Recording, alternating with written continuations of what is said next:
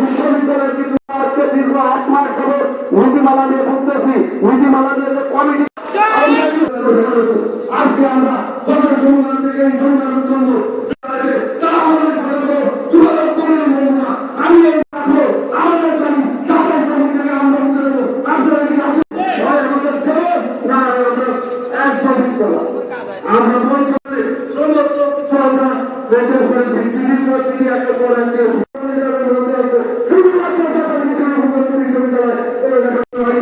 আমরা এখানে যাতে যাবো আর এই হাজির হওয়ার জন্য